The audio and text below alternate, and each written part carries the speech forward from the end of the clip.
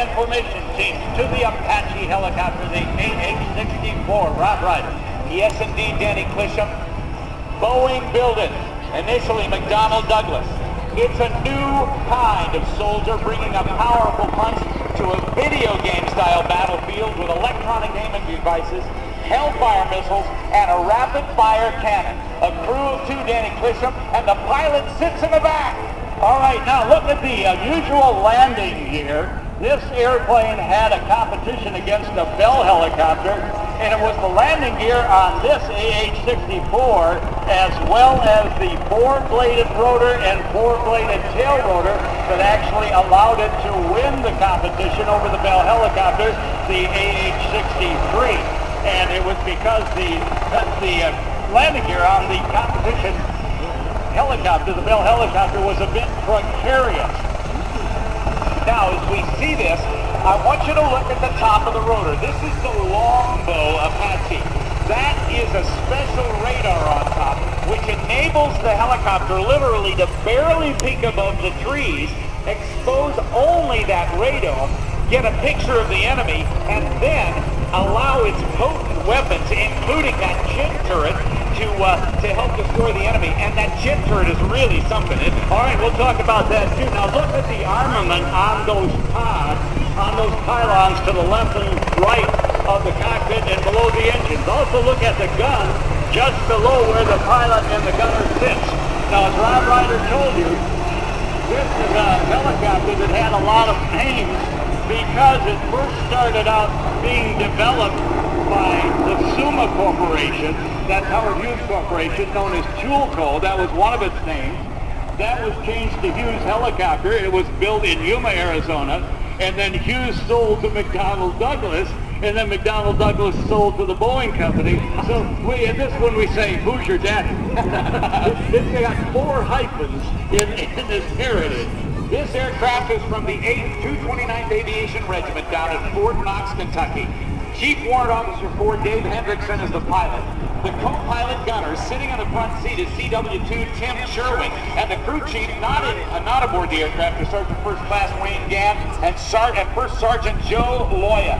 Now, Danny, people can see that cannon underneath. It's actually turning, and it is a first look, first shot kind of cannon, because wherever that gunner looks, that's where the gun looks. Isn't that amazing? You turn your head left and you want to shoot, that's where the camera will follow your vision. Now, Rod told you 2 people in the cockpit. You can see it. Yeah, the gun is now turning and it is being driven, not towards us. Thank you very much. It is being driven by the rotation of the neck of the gunner, who in the 2-place configuration is in front and down below the pilot. The pilot sits in back and above. They and the fuel tanks are both encased in armor to prevent damage from ground fire. Now, the amazing thing about this airplane, this helicopter has been improved over the years from the original design. It had a little over 1,600 horsepower in its twin jet engines.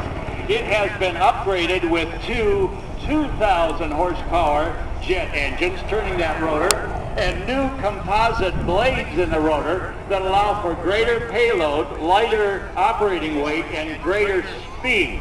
So it has been enhanced over the years, used by quite a number of different nations. It has Hellfire missiles and cannon fire off to the left and off to the right. It has devastating firepower. First flight of this amazing machine that's been improved over the years and is now backing up was September of 1975. It was later, after its test program, that it was released to the military. You know, the pilot, as he works, as he flies this aircraft, has both of his hands busy. There's a joystick, if you will, that comes up between his knees. That's called the cyclic. That allows the helicopter to bank or to go forward or backwards.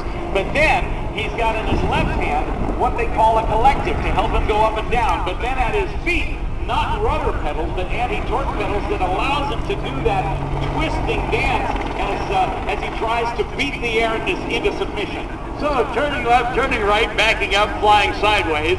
This helicopter, the AH-64, designed to endure frontline environment, to operate during day, night, in a diverse weather condition using avionics and electronics such as the target acquisition and design system, pilot night vision system, passive infrared countermeasures, global positioning system, and integrated, that's that magical helmet, the integrated helmet and display sight system.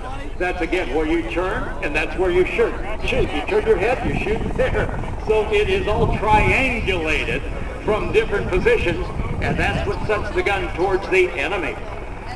That chain gun that we see under the chin, under the nose of the helicopter, fires 30mm shells. Those are huge, and they have 1,000 rounds capable in there. That's a lot of firepower in that. Plus, it can carry up to 16 AGM-114 Hellfire laser-guided missiles and up to 76 unguided folding fin rockets. Man, if you want to spray a target, those things have been around for a long time and they're still effective.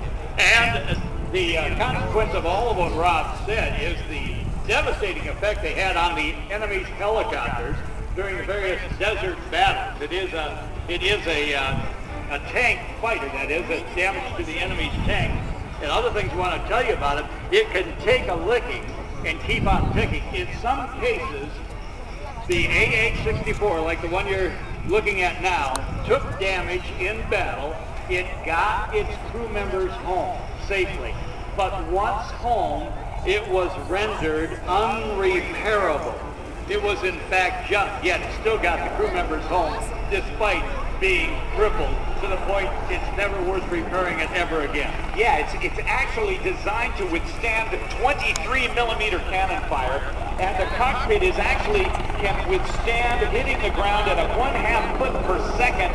That's 6 inch per second, or I don't know, let's see, that's hundreds of feet per minute descent rate. That's slamming down on the ground, and it'll still protect these guys.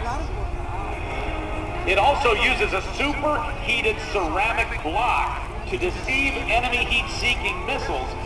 So that again, further protection for the crew of the AH-64 Longbow Apache. Cruise speed approximately 165 miles an hour, about 3 miles per minute. And a rate of climb initially, a very impressive 2,500 feet a minute rate of climb from those twin 2,000 horsepower jet engines driving that four-bladed, relatively new